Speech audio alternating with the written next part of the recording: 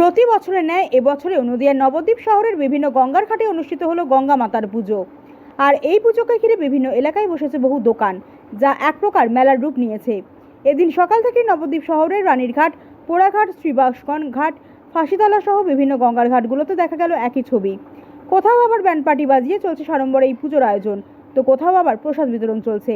এছাড়াও প্রতিটি গঙ্গার ঘাটে এই পুজোকে কেন্দ্র করে প্রতি বছরের ন্যায় এবছরেও বসেছে বহু দোকানপাট, যেখানে ছোটদের খেলনা থেকে মহিলাদের প্রসাধনী বা ঘরের আসবাবপত্র সবই বিকোচ্ছে দেদার।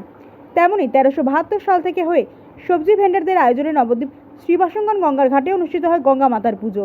পুজো উদ্যোক্তাদের সদস্য প্রসেনজিৎ সাহা জানান, প্রতি বছরের মতো এবছরেও আমরা এই পুজোর আয়োজন করেছি। নির্দিষ্ট নিয়ম আচার মেনেই চলছে পুজো। এই পুজোর অন্যতম বৈশিষ্ট্য বাদ্যযন্ত্র সহকারে বিভিন্ন ফল মিষ্টির ডালা সাজিয়ে নবদ্বীপের আরাধ্যা দেবী মা পোড়ামার কাছে পুজো দেওয়া। সকালে সেই পুজো শেষ হয়, পরে গঙ্গা মাতার পুজো হয়। আর নিয়ম মেনে পুজোর মলবর প্রতিবার নিরঞ্জন হবে। সামগ্রিকভাবে এই গঙ্গা পুজোকে ঘিরে সকলের মধ্যে এক উচ্ছ্বাস ছিল চোখে পড়ার মতো।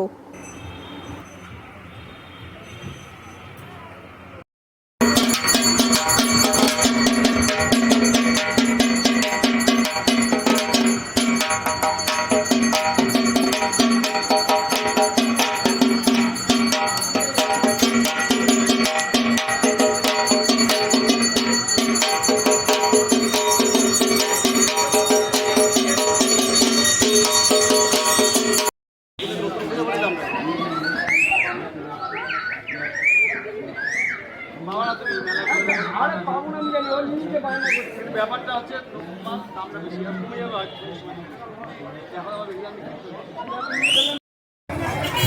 এখন আবার ছবিগুলো দিয়ে দাও সব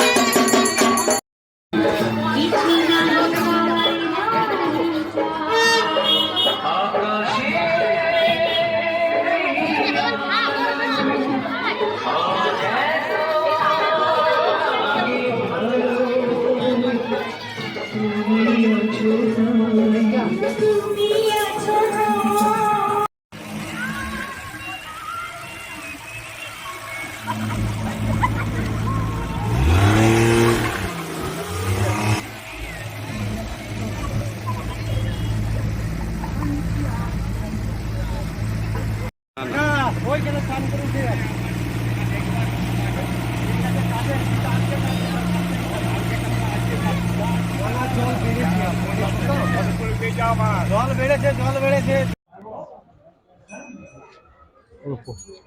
প্রশ্ন করবো। এটা সবজি ভান্ডার সমিতি থেকে আমাদের প্রতি বছরের না এই বছরও এই গঙ্গা পুজো আমরা অনুষ্ঠিত করেছি। মোটামুটি 1372 থেকে সাল থেকে এই গঙ্গা পুজো হয়ে আসছে। এই বছরও ব্যতিক্রম কিছু নেই, বাজনা সহকারে পুজো হচ্ছে। আমরা প্রতিমা পোড়াতলায় আমরা এই বছরও পুজো দিতে গেছিলাম, ডালা সাজিয়ে বাজনা সহকারে পুজো দিয়েছে। এখন হোমযজ্ঞ হচ্ছে, প্রতিমা পুজো হয়ে এখানে এই ঘাটেই বিসর্জন হবে। প্রসেনজিৎ সাহা। হ্যাঁ।